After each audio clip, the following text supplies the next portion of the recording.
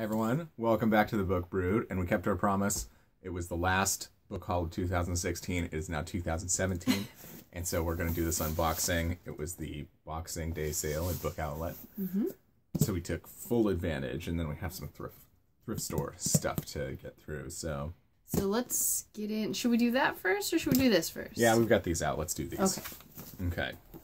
We got Carrie by Stephen King. I think this is the first of our... No, you have Cujo, so...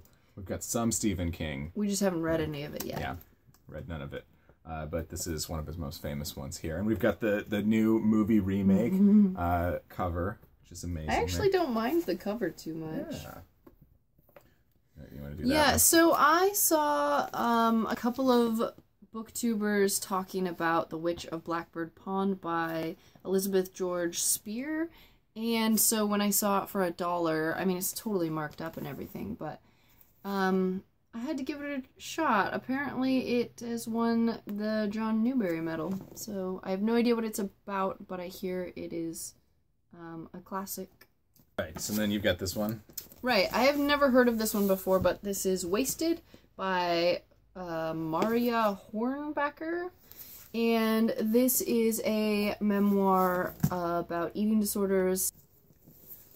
Alright, and then I found this pretty nice hardback of Day of the Triffids by John Wyndham.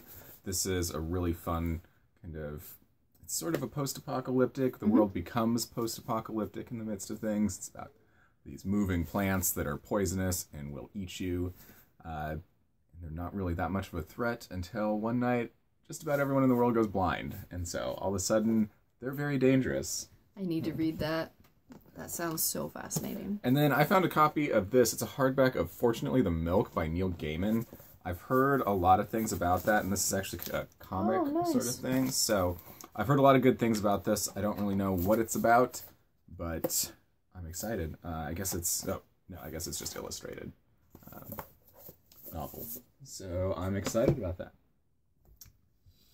I won a Goodreads giveaway, and it was one I was super excited about. This is Lancelot and Guinevere by Carol Ann Douglas, which is perfect because it's the second in the duology, and now I have the whole thing and can power through. I started Lancelot, Her Story during Tome Topple, but I didn't get very far before I got distracted. So I am very excited to just marathon these back to back. Yeah. Now let's open this big thing. Do you want to open it? Sure.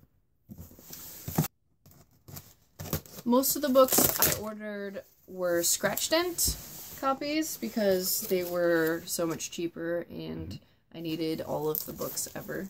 Of course. So they're probably a bit messed up, but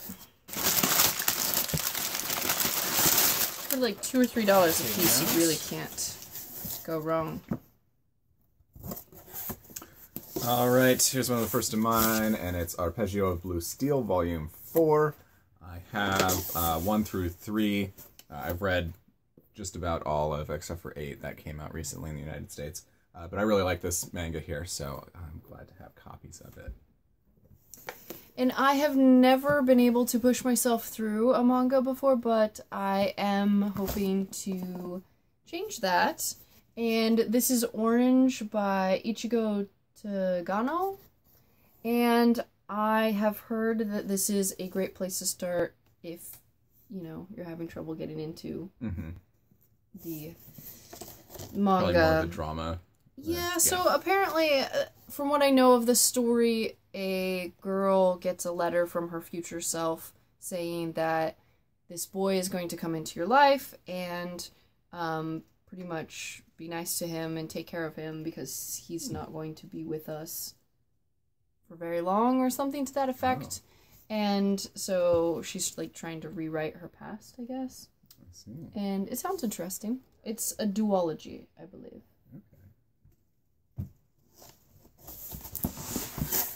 Okay, and then just some random things that I found. This is Tamara Pierce's Terrier, which is book 1 in one of her trilogies. I think this is her trilogy. I really don't know much about this, but I have been collecting Tamara Pierce again because I really enjoyed them as a kid and I want to reread them. And when I saw this for like $2, I had to grab that.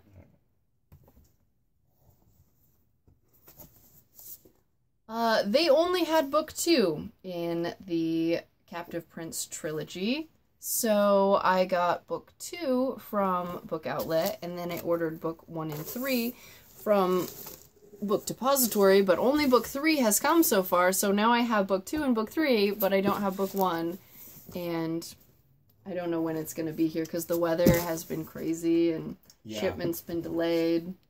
It's like a series I have on hold at the library. Everything's come in except for the first one I needed. Oh. Yeah. So just burning time on those other ones. Right. All right, and then chapters 5 and 6 of Arpeggio of Blue Steel. And so I'll just need to find 7 and 8 somewhere. Heck yeah. I heard about this book from the restricted section, and this is The Queue by Bosma Abdel Aziz.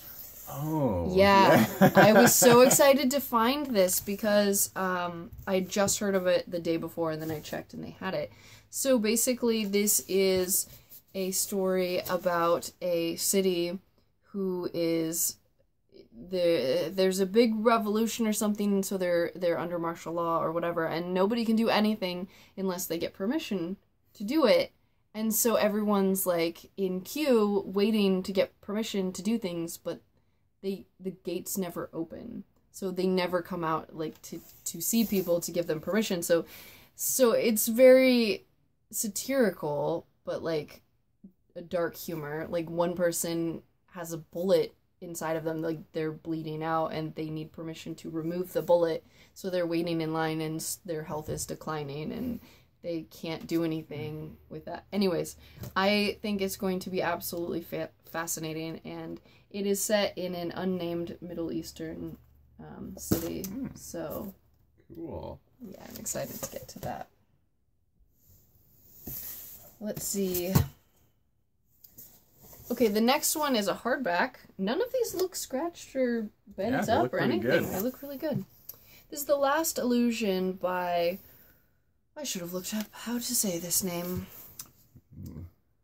Porachista Kakpour? I have no idea. That's probably super butchered. But I have been looking for this book for a while. Basically, all I know is this is a story about a boy whose mother is crazy and she did not want him. And I think he might have come out like albino or something. Anyways, she raises him like a bird. She puts him in a bird cage and feeds him bird food. And eventually one day he gets out and... Oh, I got this one for you. Oh! This is Bird Box by Josh Mallerman. Heidi read this, I can't remember, was it... a few months ago, November maybe? This is about a world where there is something that if you look at it, you go crazy and either go on a murdering spree and then kill yourself or just kill yourself. Mm-hmm. And so people are blindfolded. Everyone's blindfolded, and it's a very creepy world, creepy story. I'm excited to read this one. I'm going to read this as one of my, not on my list, ones for the month. Good. Some month. I think you will enjoy it. Oh, we got this one for Piper. Oh, yeah. She's been flying through this series. This is Baby Mouse Rockstar. She's been reading these checking them out at the library. But she's been enjoying them, and I actually have seen quite a few people quite a few kids just flipping through those. So I would have never picked this up for her, but I asked a librarian for recommendations for a kid who's very young but reading at a very high level, and she recommended these, and seems to be going pretty well. Okay, here's one that actually looks slightly scratched and dented. But this is Chinese Cinderella, The True Story of an Unwanted Daughter by Adeline Yen Ma. And basically that's what it is. It's a memoir of a girl who was not wanted and was grew up being treated very badly, and just coming to terms with her past, I think. I tried to pick up some more challenging books. Yeah.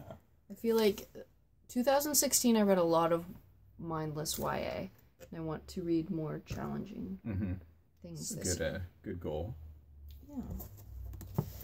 The next one I picked up is Will and I by Clay Byers, and this one is a story about twins, and one of them is in a car accident and becomes a paraplegic, I believe.